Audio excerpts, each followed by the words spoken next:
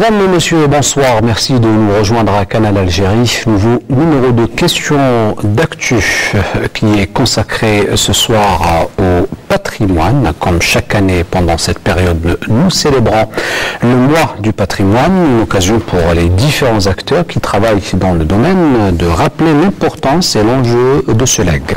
Alors, des enjeux multiples, d'abord identitaires, culturels, urbanistiques, touristiques et surtout économiques, car l'Algérie, qui compte un patrimoine matériel et immatériel très important, un manque à gagner conséquent, valorisant son passé pour assurer son avenir. Alors notre débat de ce soir tourne justement autour de ce thème, le patrimoine comme marqueur identitaire et culturel, et que nous avons le plaisir de débattre avec Monsieur Nassaroudine Bardali, musicologue, et vous êtes également directeur des archives de la radio nationale. Merci d'être avec nous ce soir. Je vous remercie. Également avec nous, Monsieur Rachid Debelil, vous êtes chercheur en anthropologie au CNRAPH, donc le Centre national de recherche en anthropologie et en histoire. Merci d'être avec nous ce soir également. Merci. Et à vos côtés, Monsieur Mohamed Belhi, auteur, journaliste, éditeur. Merci d'être avec nous, vous intéressez de très près aux questions du patrimoine matériel et immatériel. Vous êtes l'auteur de plusieurs ouvrages. Alors, nous allons parler de l'enjeu que constitue le patrimoine. Je commencerai avec vous, Sabine Bardadi. On dit que le retour à notre patrimoine, il signifie nous connaître nous-mêmes, disent les anthropologues notamment. Alors, dans quelle mesure notre patrimoine matériel et immatériel constitue un enjeu pour notre identité? Bonsoir. Effectivement, la connaissance du patrimoine matériel et immatériel reflète un peu l'histoire d'un peuple, l'éthique d'un peuple. Je prends un tout petit exemple lors de l'avènement des Ottomans. En Algérie, il y a eu des mouvements d'insurrection de la part des populations locales. Je prends l'exemple de la ville de Tlemcen, où les gens refusaient la présence de certains responsables turcs de l'époque, et ils s'insurgeaient. Nous avons par exemple l'exemple du Hausi, un poète comme Bremseib ou Mendesi en vilipendait la présence des Turcs parce qu'ils effaçaient la mémoire de cette ville par la culture et surtout la langue qui est essentielle. Et donc c'était un moyen de lutte contre cette, entre guillemets, oppresseur.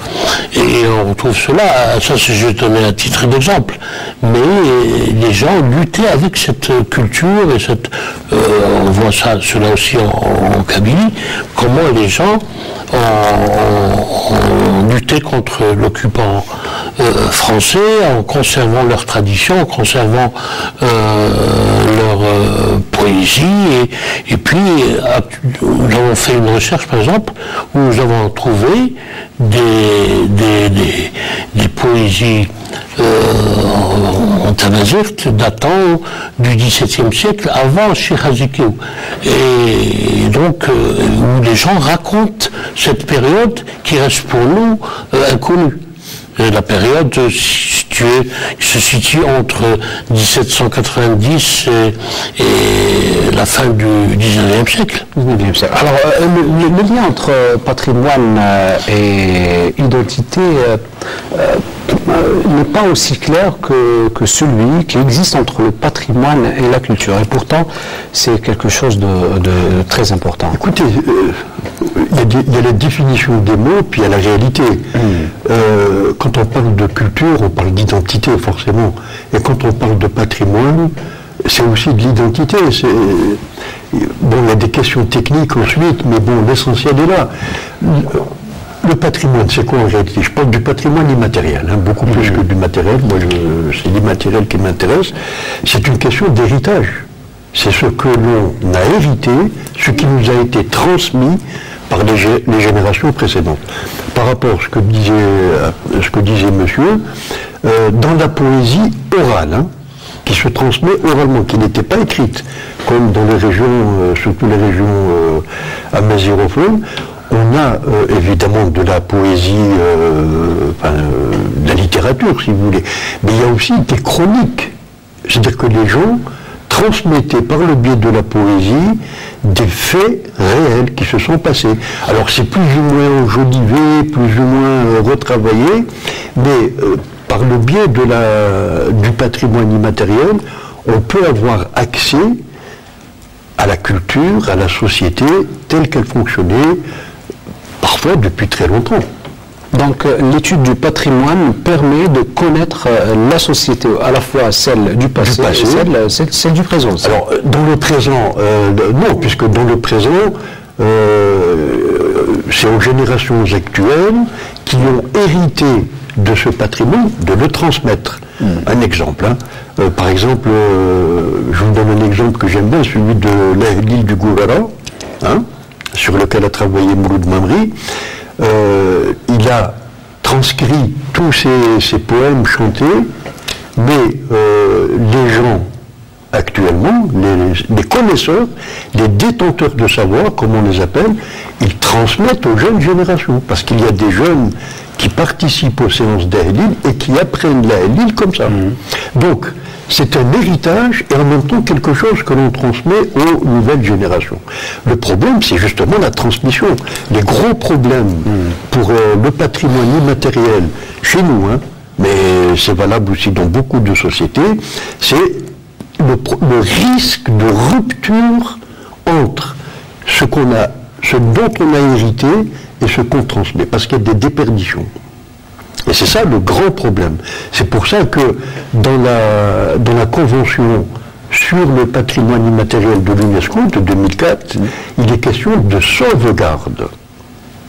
Sauvegarde du patrimoine immatériel. C'est-à-dire qu'on va faire tout notre possible, d'abord l'État, les associations et les communautés, pour enregistrer, codifier, on parlait tout à l'heure de documents qui se perdent, etc. Archiver, même les archives sonores, ça existe. Enregistrer des poètes et... Notre ami directement. Et oui, la radio est directement... Les archives de la radio, c'est des archives... Voilà, c'est très très important. Alors, M. Berhi, toujours dans le sillage de ce que nous venons de dire, cette relation qui existe entre le patrimoine et l'identité, dans quelle mesure peut-on parler de marqueurs identitaires lorsqu'on parle de patrimoine, qu'ils soient matériels ou immatériels? Alors, parler de patrimoine, c'est répondre à une question fondamentale, qu'est-ce qu'être algérien? Et c'est une question d'actualité. Il y a quelqu'un qui te dit, moi je ne suis pas un arabe, je suis un algérien. Il y a des gens qui font un peu démarrer l'histoire de l'Algérie après Oqba ibn Nafa. Ils relient la période en deçà de Oqba, c'est-à-dire toute la période de Nimite. Oui. Il y a des gens qui te parlent de la période Nimite, ils revendiquent Massinissa, par exemple, Jugurtha, et ils ne parlent pas de Abdelmoumen. Alors qu'Abdelmoumen, c'est un berbère musulman. Donc si on saucissonne un peu l'identité algérienne, fatalement on débouche sur une crise. Et c'est ce qui s'est passé quand il y a eu surtout la période des années 1980. C'est là où il y a eu les grands débats et ça a débouché malheureusement sur la tragédie de la décennie. Parce que c'était des questions qui ont été réglées à coup de Kalachnikov. C'est quoi l'identité? La question d'actualité, c'est quoi être maghrébin? C'est actuellement le Marocain, tu dis qu'est-ce qu'être Marocain, qu'est-ce qu'être Tunisien? Nous sommes Algériens. Quand tu es Algérien, tu revendiques le tout. C'est comme un tapis d'Amour ou un tapis de Kabylie. Tu revendiques toutes les couleurs. Même si tu n'es pas, tu aimes le rouge, tu détestes le noir, mais tu dois assumer. Tu ne dis pas je suis pour Jugurtha et je renie Abdelmoumen. Et je suis pour Oqba ibn Nafa et je renie le Kahina. Je suis algérien, je revendique Saint-Augustin, je revendique Sophonisme, Sifax. C'est ça le problème de l'identité. Permettez-moi de vous interrompre. Par quel mécanisme, justement, le patrimoine peut, justement, jouer un rôle dans cette cohésion sociale? Mais bien sûr, quand tu commences à assumer, c'est vrai que depuis quelque temps, il y a eu, disons qu'il y a une prise en charge réelle de repères, des marqueurs identitaires. Je prends l'exemple de Saint-Augustin. À un moment donné, c'était les Tunisiens qui revendaient Saint-Augustin. Et même un vin avec une marque Saint-Augustin, pour attirer les touristes. Bien sûr, à l'époque, la période humide, c'était toute la contrée de Carthage. Mais Saint-Augustin, c'est un abbin. À un moment donné, Saint-Augustin, pour un courant en Algérie, c'est les chrétiens, c'est comme Apulée, c'est comme Saint-Donat. Mais c'est notre patrimoine, notre identité. Quand il y a la fameuse polémique, malheureusement, parce qu'en principe, elle ne doit pas exister, parce que ce sont des passerelles historiques qu'il faudrait maintenir entre l'Égypte et l'Algérie. Quand il y a eu le fameux match de Omdurman, il y avait toute une pléiade d'acteurs et d'actrices égyptiens qui ont vu d'une manière arrogante les Algériens. Pour nous, nous étions des barbares, je ne sais pas quoi, des gens bizarres. Mais nous avons une culture. Quand tu reviens aux peintures du Tassili, c'est 5000 ans d'histoire. Quand tu vois l'homme de Térénif, c'est 1 million d'années d'histoire. Le matériel. Bien sûr, donc tout ça, c'est l'identité algérienne. Maghrébine, à la limite, parce qu'il y a une mais est-ce que nous la connaissons vraiment aujourd'hui? Maintenant, le problème, à un moment donné, pourquoi il y a eu, en Algérie, il y a eu de vrais problèmes? Parce qu'il ne faut pas oublier, par rapport au Maroc, la Tunisie, l'Égypte, c'est qu'il y a eu une colonisation de peuplement. Tout à l'heure, M. Blil parlait il fallait une continuité. Mais la colonisation, elle a cassé la continuité. Des ruptures. Un processus d'acculturation. Par exemple, un chercheur, un architecte, un urbaniste. On est incapable aujourd'hui de construire, on ne sait pas, un architecte est incapable de créer une esthétique nationale, parce qu'il n'a pas de repère. C'est pour ça que ça donne un urbanisme bizarre. Mais ça, si vous permettez, ça c'est des questions de savoir et de savoir-faire. Et là aussi, on est dans la transmission. Les artisans, moi je me rappelle déjà, dans les années 60-70, il y avait beaucoup plus de production artisanale que maintenant. Alors effectivement, il y a le côté économique aussi qui joue. C'est-à-dire que les artisans, il faut qu'ils vivent, il faut qu'ils... Bon, mais il y a aussi le problème de la transmission du savoir et des savoir-faire. Pour l'architecture, il faut qu'il y ait un maçon, le madou. Par exemple, un petit exemple, au Sahara, il y avait la construction en taube. Et ça nécessitait un certain savoir et savoir-faire. Comme on a remplacé ça par le parpaing, le ciment, il n'y a plus de maçon, malum qui en mesure, qui connaît, qui a le savoir pour construire en terre. Et là, tout en gardant un cachet architectural, même si on utilise d'autres matériaux, mais qui est responsable de cette transmission? Qui est responsable? C'est la société d'abord, c'est la communauté. C'est-à-dire qu'à partir du moment où on n'a plus les moyens économiques de perpétuer le savoir, eh bien on passe à autre chose. Et là, il y a une rupture. La responsabilité, elle est aussi à un niveau politique, parce qu'à un moment donné... on reviendra sur cette question, M. Balhi, juste pour donner la parole à notre ami Sardine Bardali. Je dirais, excusez-moi, certaines villes conservent un petit peu, par exemple, quand j'ai vu les constructions, comme elles se font à Ouetsouf. Oui. Ils conservent encore ils ont encore des artisans qui travaillent. Certains petits artisans dans la ville de Tlemcen, surtout le vieux Tlemcen, mais c'est des exemples qui confirment la règle. L'exception qui confirme la règle. Le théâtre de la Grande Place, c'était absolument. L'architecte Pouillon, quand il est venu, il a fait appel à Boumadi, l'islamisme Boumadi. Absolument. Il y a un savoir. Avec le temps, ça s'effrite. Oui. Il n'y a plus de transmission. Il n'y a plus de transmission, la courroie de transmission, elle est rompue.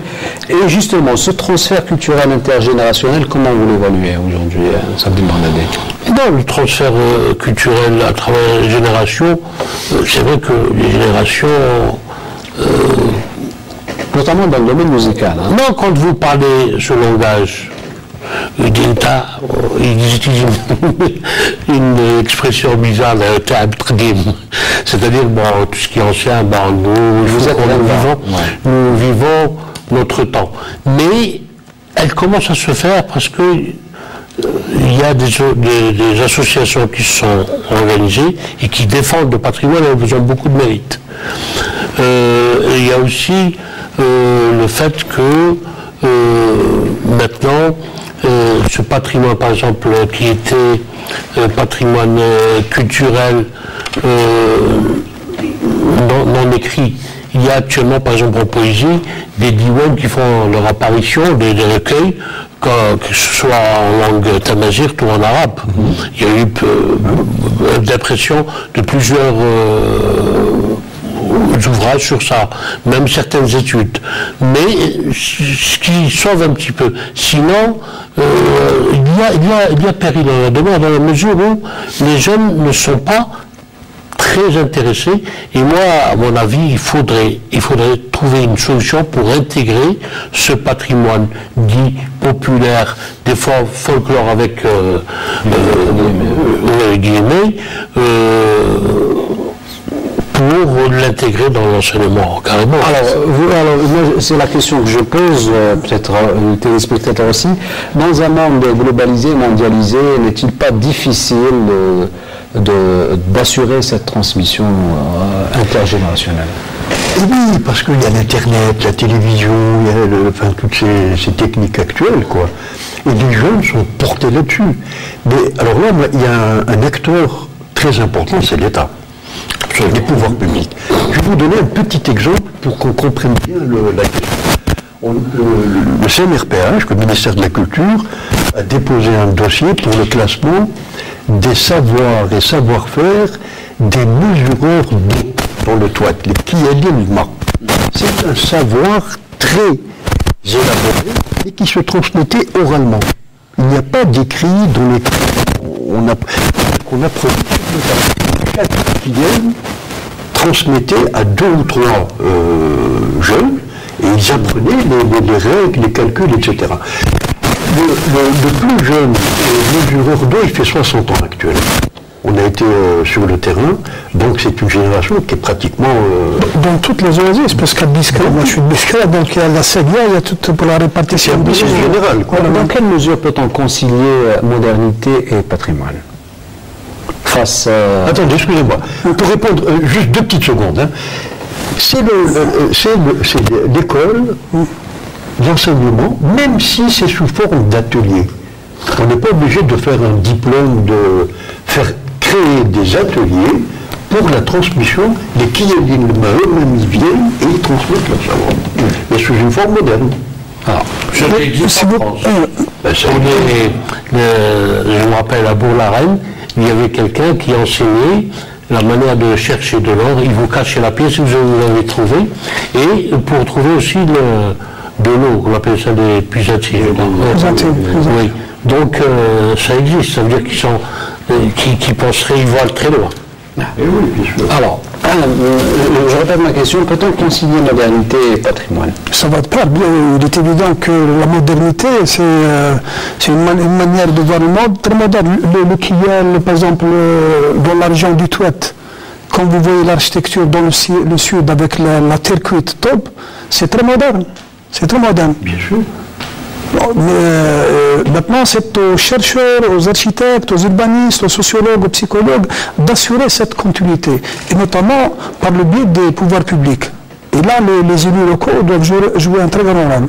Mais si cette connaissance se perd, parce que le patrimoine, c'est quoi? Le patrimoine, d'accord, on le valorise, on le réhabilite, mais il faut aussi le fixer et le cadrer par quoi?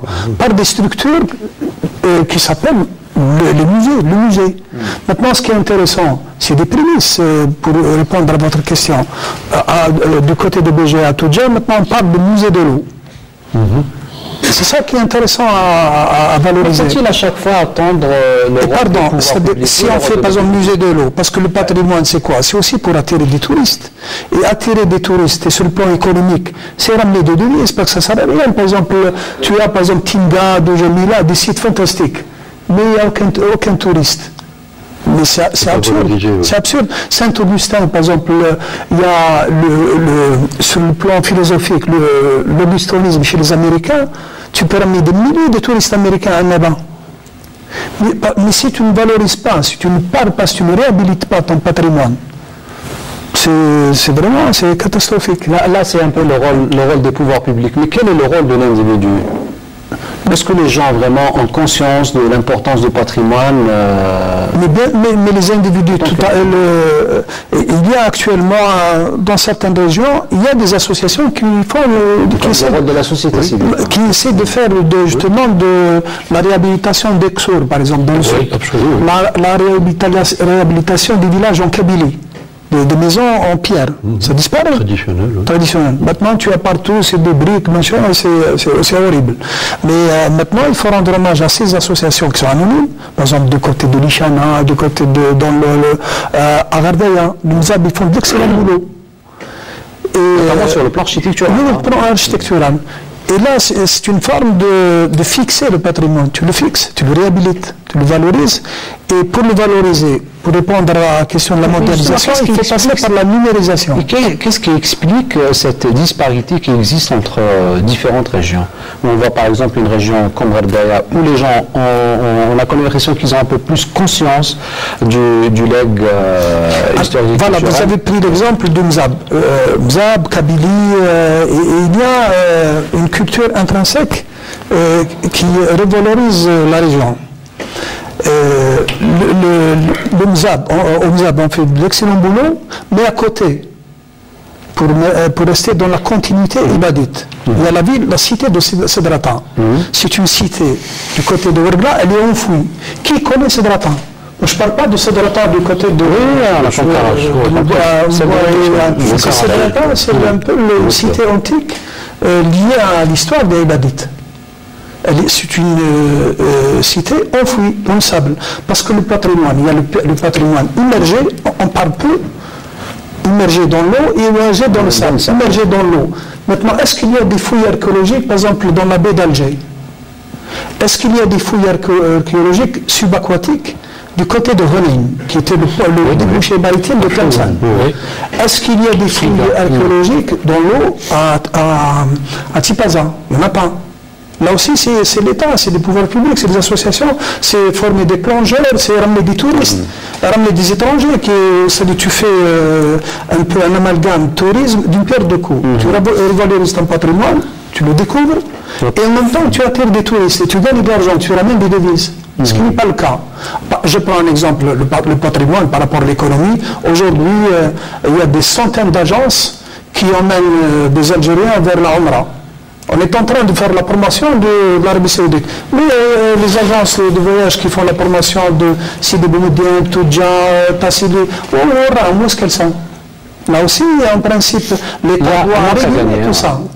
Et si les gens commencent à on découvre Istanbul, on découvre le Hijaz, et on ne découvre pas notre propre pays, c'est notre patrimoine qui disparaît. C'est ça la question, elle est fondamentale. Pour répondre à votre question, qu'est-ce qui fait que dans certains lieux, la tradition est plus sauvegardée, le patrimoine est plus transmis? La réponse de l'anthropologue et du sociologue, elle est très claire. C'est que c'est l'importance des structures sociales, locales. Là où les structures sociales se maintiennent, la transmission elle est plus forte. Mais là, si vous prenez les endroits où là où il y a eu la colonisation agraire, eh bien là, il n'y a plus de structure traditionnelle, il n'y a plus de solidarité communautaire à l'ancienne, etc. Et donc, il y a l'individu qui prend le pas sur le collectif. Donc on revient au poids du colonialisme. Non, oui, le colonialisme, mais il y a aussi le post-indépendance, parce qu'après l'indépendance, il y a eu une action très forte du pouvoir central qui visait à la déstructuration des sociétés, des communautés locales. Quand vous regardez, vous relisez la Charte nationale, la première, on disait carrément c'est des structures féodales, c'est des structures antinationales, etc., etc. Or, comment se transmet le patrimoine, le savoir, etc. C'est la société, c'est la communauté, c'est des gens eux-mêmes. Plus ils sont organisés, plus ils ont leur propre structure, et plus la transmission se fait. Elle se fait. Et oui. Je voudrais répondre à votre question, tradition et modernité. Les pouvoirs publics peuvent trouver la formule magique. Je prends l'exemple de Ouada. Ouada, j'ai assisté une fois à Ouada du côté de Blissaf. C'est surtout, ça se passe généralement en été. Voilà, ça, oui. Voilà. Le Hassan. Voilà, c'est la communauté qui se retrouve, les villageois, c'est fantastique. Ça se passe un peu partout en Algérie. Il y a même pour centre la Zawiya. Voilà. Pas nécessairement la Zawiya. Ça peut être généralement, c'est les familles villageois. Ça, c'est la tradition. La modernité, c'est quoi? C'est que le ministère de la Culture, les pouvoirs publics, les élus prennent en charge ce festival, cette Ouada, et qu'il la rende comme élément de spectacle. Et surtout décaler les dates. Vous avez remarqué pratiquement qu'il y a une marché dans la tenue des festivals en Algérie. Un festival de jazz qui se tient en novembre. Pourquoi ne pas le faire en août, là où il y a les touristes? Il faut toujours, en termes de stratégie, c'est ramener les touristes. Ça qui est ramener des devises. Par exemple, je mets $1 et pour en ramener 100. C'est ça le patrimoine. Donc s'inscrire dans... Bien c'est ça, le patrimoine c'est bien beau. Tu valorises, tu as la grande poste, elle est là, ou bien je ne sais pas, le Constantine ou la site de Boumedienne, tu as un site, il est beau, tu l'as réhabilité. Mais comment le valoriser? Comment ramener des touristes? C'est ça le drame en Algérie, un pays touristique et pas de touristes. Oui, il y a aussi le poids de la décennie noire. Il y a aussi le poids de la décennie noire qui a quand même... Pas seulement la décennie noire, parce que là aussi un élément, il y a par exemple qu'un touriste il veut prendre une photo, non, c'est interdit, non, c'est pas possible. Au moment où il y a des satellites, revoir, il faut avoir une autre vision du monde. Le monde a changé. Voilà, avec la numérisation, où sont nos archives? Les photos de famille, on n'a pas de... C'est terrible. Parmi les acteurs qui ont ce rôle de transmettre ce legs culturel et identitaire, l'école algérienne.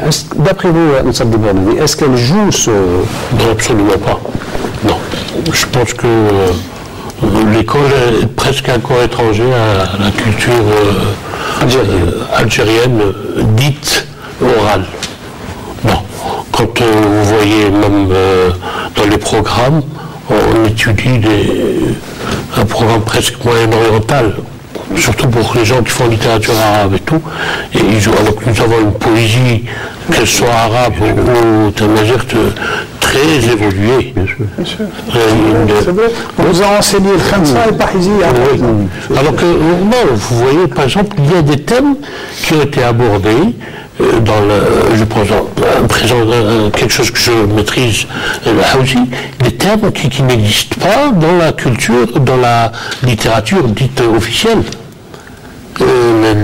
Par exemple, la toponymie de Tlemcen, on l'a eu grâce à 2 poèmes, l'un de Ben Sahla et de Ben Seki, il y a de Wayani et Tlemcen Ahmed, pour faire la toponymie de la ville. Et un exemple, nous connaissons l'attitude des citadins de l'époque qui étaient contre l'occupant turc, avec des poésies et tout. Donc c'est des choses palpables. Alors que chez nous, on parle, quand on nous enseigne l'histoire de l'Empire ottoman en Algérie, on parle qu'en bien, et puis c'est tout. Un grand manque de références dans les livres. Mais des fois, c'est tout à fait le contraire. Écoutez, il y a une formule très très simple. L'école a tourné le dos à la société. Absolument.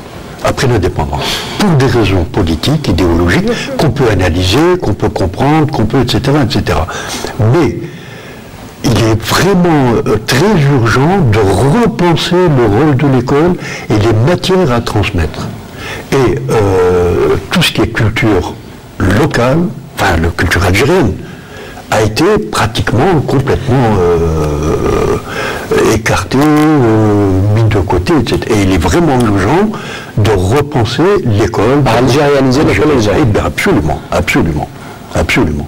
Il faut reprendre tous ces programmes, y compris pour ce qui concerne l'histoire, la géographie. Vous prenez des gens, ils ne connaissent pas l'Algérie. Vous dites, où est Bnissaf, enfin, je ne parle pas des régions sahariennes, parce que l'Algérie, c'est un pays immense. Continent. C'est un continent, c'est vraiment immense. Mais les jeunes, ils ne connaissent pas. Vous parlez de, je ne sais pas, mais vous dites Madé. Posez la question dans la vie. D'abord pour trouver, et ensuite, qu'est-ce qu'il y a à El Madi? Alors ça c'est une autre histoire. La Tijaniya, qui connaît c'est vraiment... Et dommage qu'elle soit valorisée ailleurs. Même dans la littérature française à travers un livre... Non, c'est vraiment urgent. Alors, peut-on s'attendre un jour à voir un peu Ben Sahla, Ben Saïd, Bardal Ben Khlouf dans un manuel de littérature arabe ou algérienne? Ce qui aujourd'hui est intéressant, ce qu'on disait tout à l'heure par rapport à la médiatisation, maintenant il y a des réseaux sociaux, c'est-à-dire il y a des pages Facebook sur Ben Sahla, sur la musique chabi, mais il y a une rupture entre l'enseignement officiel, bien sûr. Oui, c'est ça le problème, c'est qu'il y a une rupture entre le partage, l'enseignement officiel et le virtuel. C'est ça qui est le paradoxe. Maintenant, il faut qu'il y ait une osmose intelligente pour qu'il y ait justement qu'il n'y ait plus de rupture. Parce que là aussi, je voudrais revenir sur un point essentiel, c'est que, toujours par rapport à l'identité au patrimoine, c'est que l'arabe, le berbère et l'islam ont été pris en otage par tous les intégrismes. Parce que l'intégrisme n'est pas aussi que religieux, il est aussi politique. Bon, maintenant, puisqu'on revient à un terme à la mode, maintenant, c'est la société apaisée, c'est vrai qu'on a fait un long chemin. Permettez-moi de vous interrompre le temps de lancer l'appel à la prière de l'Aïcha et on revient juste après.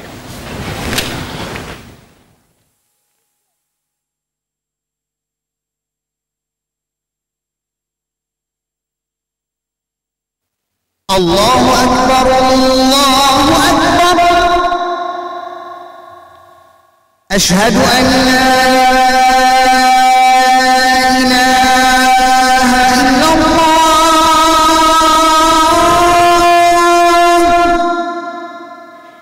أشهد أن لا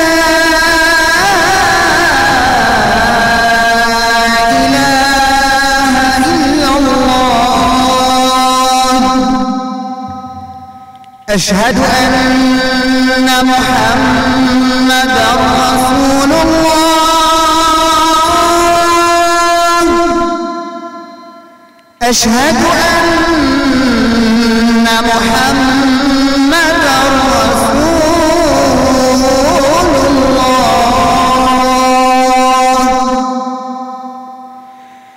حي على الصلاة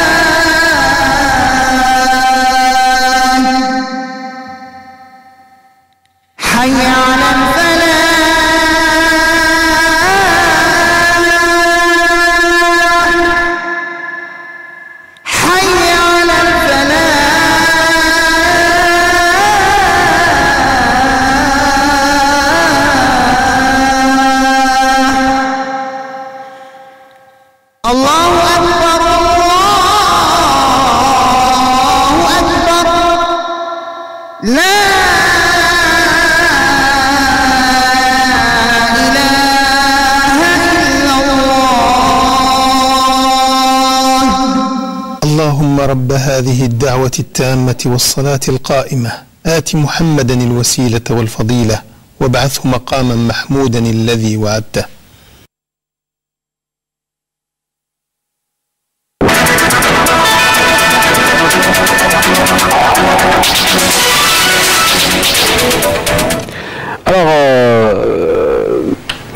Vous parliez de la rupture qui existe entre la transmission de ce patrimoine dans l'enseignement officiel et ce qu'on peut appeler peut-être d'enseignement parallèle, ce sont les réseaux sociaux. D'abord, la valorisation du patrimoine, elle commence par la qualité du manuel scolaire. Quand un manuel scolaire est mal fait, avec des photos moches, l'enfant ne trouve pas un plaisir dans la recherche des repères identitaires, géographiques, culturels, historiques, etc. Vous prenez par exemple, vous allez en Égypte, vous trouvez les écoliers, ils en ont dans les musées, en train de peindre les fresques des pharaons. Il y a une continuité. En Tunisie, kiff, en France, aux États-Unis, en Italie. L'école, elle n'est pas un îlot fermé. L'école, c'est ouvert sur la société. Bah oui. Et puis maintenant, avec Internet, vous trouvez l'enfant, il est mieux informé que son professeur. C'est ça le paradoxe. Il faut donc la modernisation de l'école, une ouverture sur le monde. Il faut qu'il y ait aussi... je vous donne un exemple. Après l'indépendance, combien a-t-on construit de musées, à part le Mama et celui d'Oran? On n'a pas construit de musée. Alors comme principe, le patrimoine c'est quoi? C'est d'abord le musée. C'est le musée qui est le réceptacle de la tradition, des biens. Il n'y a pas de musée, par exemple, à Oran, à part le musée Zabana. Le musée, en principe, il doit y avoir le musée du bois, le musée de l'huile, le musée de la date, le musée de... je sais pas, plein de choses en Algérie. Le musée de la mer, ça tarde, en principe, le musée de la mer, il devait être ouvert, mais maintenant ça tarde. Un pays qui a eu 4 siècles d'ouverture sur la Méditerranée, et plus, les Ottomans, enfin les Algériens à l'époque, Ras Hamidou, il allait jusqu'en Irlande, en Norvège. Il y a une tradition de la mer. C'est la colonisation qui a fait des Algériens qui faisaient le dos tourné à la mer.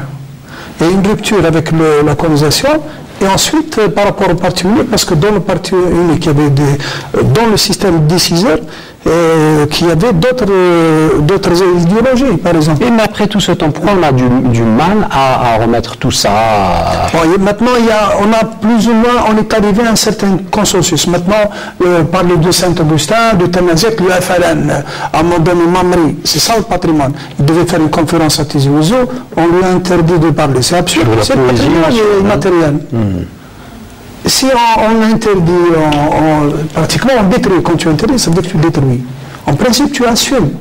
Même si tu n'es pas d'accord. Par exemple, moi, j'aime pas, par exemple, telle musique.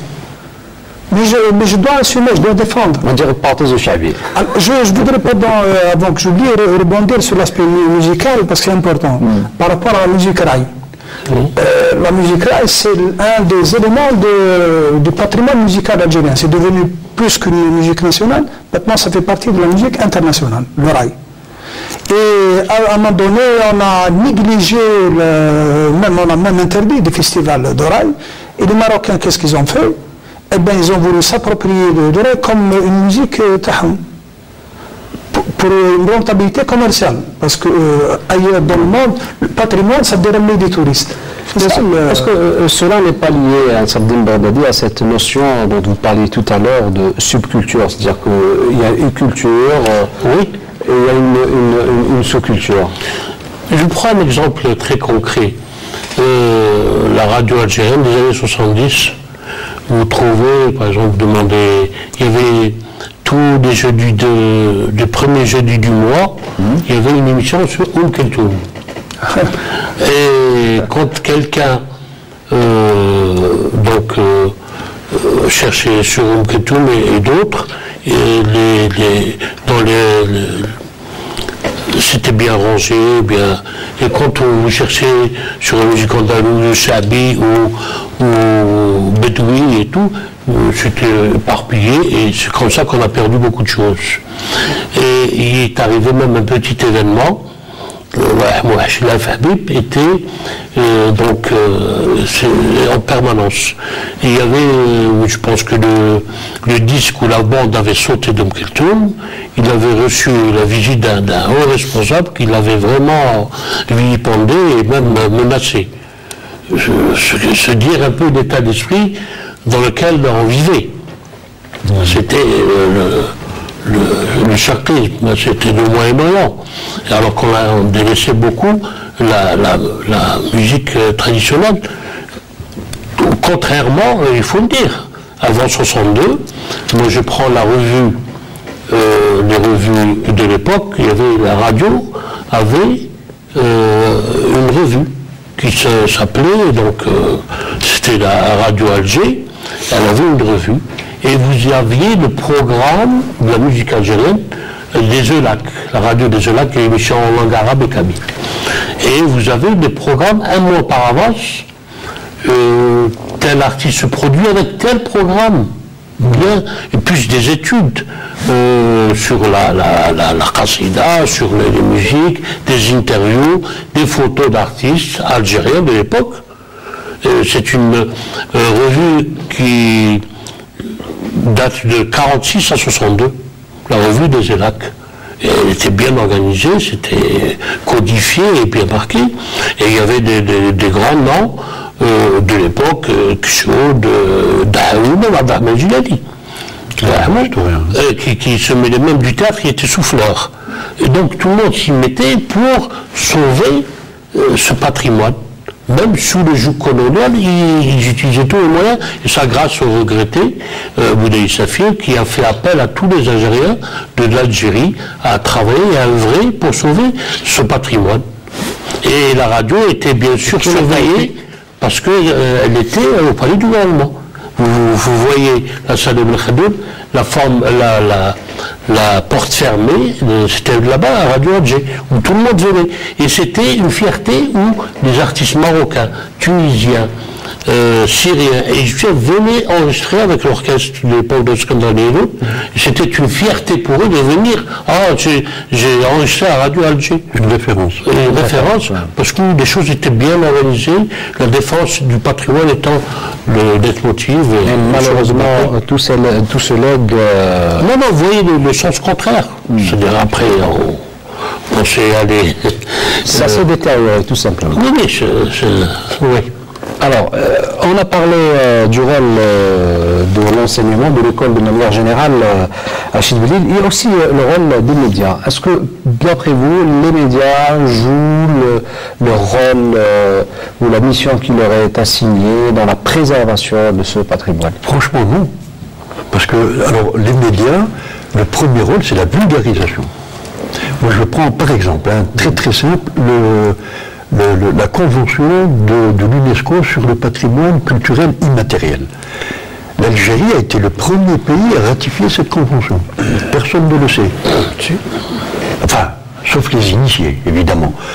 Les journaux devraient, populariser, devraient vulgariser la philosophie et puis même la méthodologie. Sortir du cadre technique. Oui, c'est-à-dire en parler de manière très simple pour que le lecteur lambda, puis il faudrait que ça rentre dans la tête des gens, cette histoire de patrimoine. On ne peut pas sauvegarder, on ne peut pas développer le patrimoine si les premiers concernés, les populations, les communautés, n'intériorisent pas, parce que la notion de patrimoine, elle n'est pas naturelle. C'est le produit d'une réflexion en Europe, au Japon. En Europe, ça a commencé au XVIIe, XVIIIe siècle. C'est-à-dire que c'est pas quelque chose de naturel. Conserver l'héritage, c'est pas naturel. Il faut vraiment en être conscient. Il faut être formé. Très simplement. Mais il faudrait que les gens, par exemple, un petit exemple. Dans Gourara, il y avait une espèce de forteresse qui commençait à tomber en ruine. Eh bien, une fois sur le terrain, comme ça, il y a un bonhomme qui est en train de construire une maison. Il venait se servir, il prenait des pierres de la forteresse pour construire sa maison.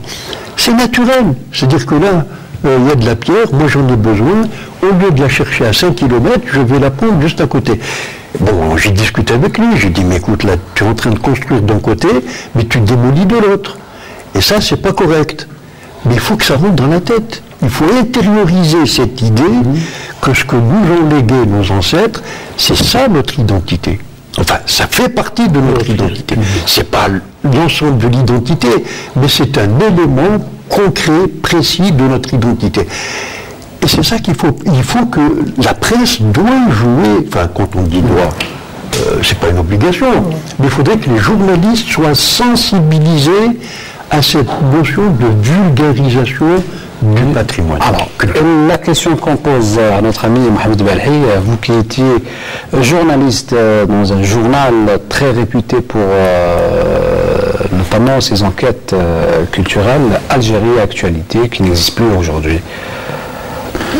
Là, justement, puisque ce qu'on disait tout à l'heure à propos de patrimoine, c'est que dans certains cas, il n'y a plus pratiquement d'archives. Algérie Actualité, il n'y a pas d'archives. Alors qu'Algérie Actualité, c'est un patrimoine. Il n'y a pas d'archives. Moi, je suis journaliste, j'ai envie de lire ce que j'écrivais. Je n'ai pas d'archives personnelles. Ça, c'est malheureux de le dire. Il n'y a pas d'archives. Il n'y a pas qu'Algérie Actualité. Le dialogue culturel. Pratiquement, il n'y a pas. Maintenant, on revient, c'est sur une question de fond, c'est la numérisation. Il y a beaucoup d'archives qui ont disparu. Et quand tu perds tes archives, quelque part, tu perds ta mémoire. Et si tu perds ta mémoire, tu n'existes plus. Il y a d'autres qui te... Mais pour rester un peu dans cette question du rôle des médias, de manière générale, dans la transmission de ce legs. C'est qu'à un moment donné, surtout... quand il y avait Algérie Actualité, Révolution africaine, le Moujad, il y avait beaucoup de reportages. Il y avait des journalistes qui allaient sur le terrain. Quand on va sur le terrain, nécessairement, comme à un moment donné dans le service national, tu découvres celui qui est en Kabylie, découvre le Tuat, celui qui est d'Oran, découvre Annaba, et cette richesse ensuite elle est partagée. Et puis avec des regards croisés.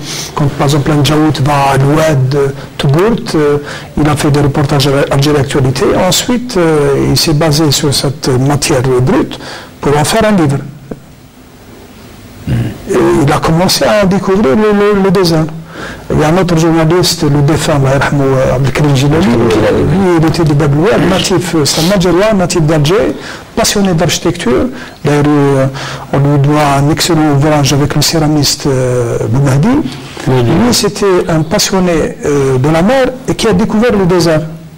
Et c'est ce qu'il faut faire, c'est grâce au terrain. Maintenant, quand il y a de moins en moins de reportages, on aboutit fatalement au copier-coller et on débouche sur des articles, on te parle de, je ne sais pas, ailleurs, mais pas d'ici, enfin de l'Algérie. Et c'est ça qui...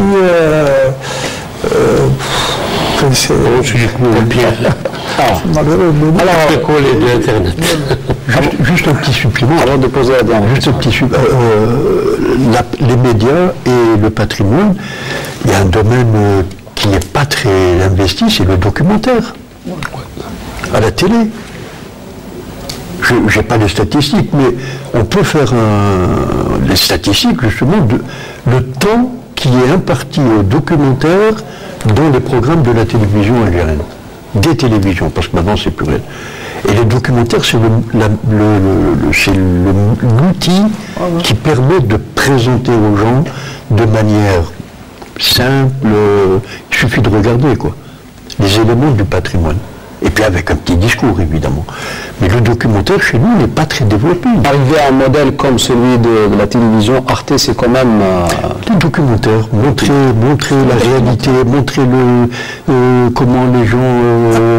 la réalité. Un chantier en construction. Par exemple, on a construit Riyad Fatah. La mémoire a consigné 2 photos.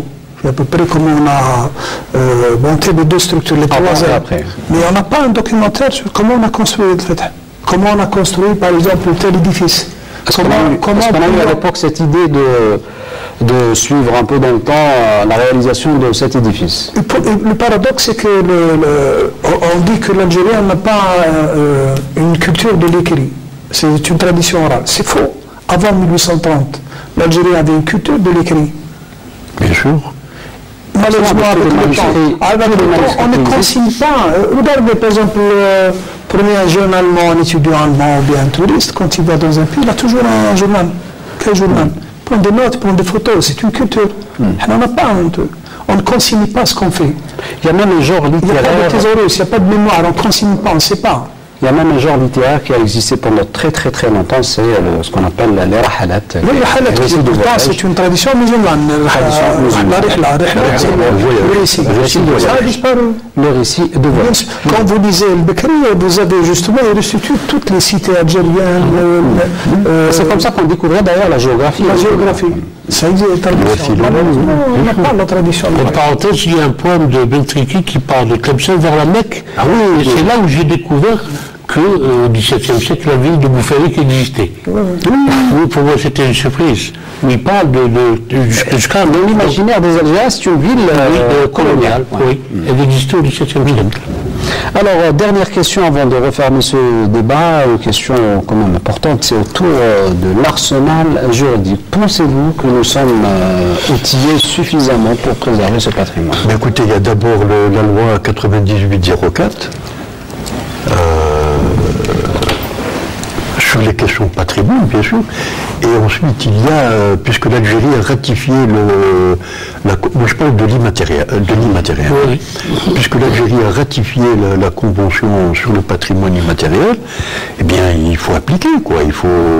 Alors, non seulement il faut appliquer, mais tout ce qu'on a dit depuis tout à l'heure, il faudrait amplifier ce travail de collecte. Il y a du travail pour des générations d'étudiants.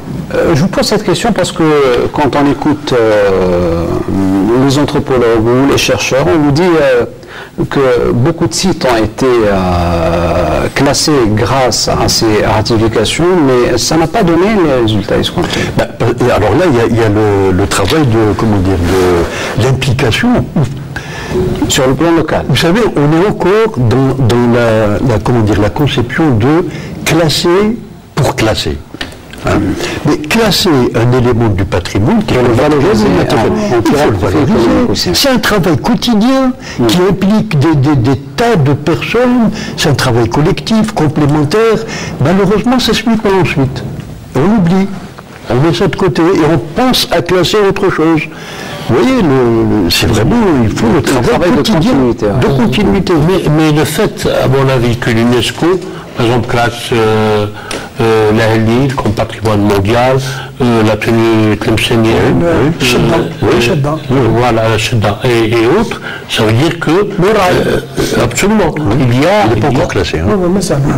Il y a aussi le Limzad. Il y a Limzad, oui. Donc, le fait qu'il y ait quand même il y a une association qu'on rappelle. Il y a une association qui dit sauver Limzad. Oui, mais le fait que l'UNESCO fasse ce pas grâce bien sûr à des volontés algériennes, bien sûr, donc normalement ça devrait nous encourager à travailler plus pour être reconnus mondialement. Mais alors, si vous permettez, juste un petit mot par rapport à l'UNESCO. L'UNESCO insiste beaucoup, il y a 3 partenaires. Il y a l'État, bien sûr, il y a les ONG, la société civile, et il y a les communautés. Et le patrimoine immatériel, les éléments du patrimoine, si les communautés ne sont pas sensibilisées, il n'y aura rien du tout. Parce qu'il y a des sites classés aujourd'hui, le travail a été fait par rapport au classement, mais maintenant il y a des sites classés qui pratiquement sont en ruine. Hein. Le cas de la Casbah, c'est terrible. Ce qui s'est passé c'est pas en juridique. La Casbah, pour moi, c'est un point d'interrogation. Pas seulement la Casbah d'Alger, parce qu'on ne parle pas de Casbah, parce que c'est la Casbah de toutes les vieilles villes. Je parle de la Casbah d'Alger, pour moi, c'est un grand point d'interrogation. Chaque année, on alloue des budgets, pourquoi, je ne sais pas. Et puis, il y a un petit problème aussi. La vallée du Mzab a été classée. Oui. Et pourquoi on a brûlé l'office de la valorisation du Mzab? Vous savez qu'il a été brûlé. Des mausolées qui ont été détruits. Mais ça, c'est le wahhabisme, parce que là aussi, c'est l'intrusion du wahhabisme dans tout le Maghreb. Là aussi, on est en train de régresser parce que l'intrusion du wahhabisme, pas seulement en Algérie, dans le wahhabisme, il ne faut pas oublier qu'à un moment donné, il y a eu plus de 400 chaînes de télé satellitaires qui prennent le wahhabisme. Et tu ne peux rien faire contre. Alors, je pense qu'il faut trouver une formule pour contrecarrer. Ne pas pouvoir rien faire, c'est sûr. Bien sûr. Notamment valoriser la restauration du patrimoine, mais c'est surtout parler de réhabilitation. je prends l'exemple de Barcelone, à un moment donné Barcelone, qui ressemble beaucoup à Alger. C'était une ville pratiquement délaissée. Délaissée, Ramblas, le musée de Picasso, il était pratiquement abandonné. Et quand ils ont décidé, quand il y a eu les Jeux Olympiques à Barcelone, etc., plutôt dans le sud, ils ont réhabilité l'Espagne, Barcelone. Et ils ont ramené un architecte, Jean Busquets, ils ont fait le même qui a réhabilité la ville de Toulouse. Si vous allez à Toulouse, il y avait le Capitole, il y a l'église Saint-Surnin, c'est la plus grande église romane en Europe. Ils ont réhabilité, toujours avec cette perspective pour amener des touristes, c'est-à-dire ouvrir le patrimoine pour qu'il soit accessible à tout le monde. C'est comme ici, par exemple, le cas de Ketchawa, si tu aménages Ketchawa, tu la réhabilites. Tu la réhabilites et tu crées par exemple des rues piétonnes et tu crées une osmose entre le passant, le touriste, la ville, la pêcherie. Tu crées une vie. Ce qui n'est pas le cas aujourd'hui, par exemple. Et quand tu crées une vie, pour répondre à ta question, c'est tradition, modernité, et avec cet objectif, c'est ramener des touristes. C'est ça l'objectif. Merci. Oui. Très rapidement. Mettre la technologie au service du patrimoine, c'est important. Sabine Baghdadi, merci. Donc, je rappelle, vous êtes musicologue et directeur des archives de la Radio Nationale. Donc, pour votre participation avec nous à ce débat autour de la valorisation du patrimoine. Merci à vous également, Rachid Belil. Vous êtes chercheur en anthropologie au sein du Centre national de recherche en anthropologie, préhistoire et histoire. Également, merci à vous, Mohamed Balhi, ancien journaliste, ancien éditeur et également auteur de plusieurs ouvrages autour du patrimoine, un livre sur Misra, un livre sur la Route d'Or et d'autres ouvrages très intéressants aussi. Merci donc d'avoir participé à ce débat. Merci à vous également, madame, monsieur, de nous avoir suivis. En espérant vous retrouver la semaine prochaine pour un nouveau numéro de questions d'actu. Je vous dis au revoir et bonne soirée.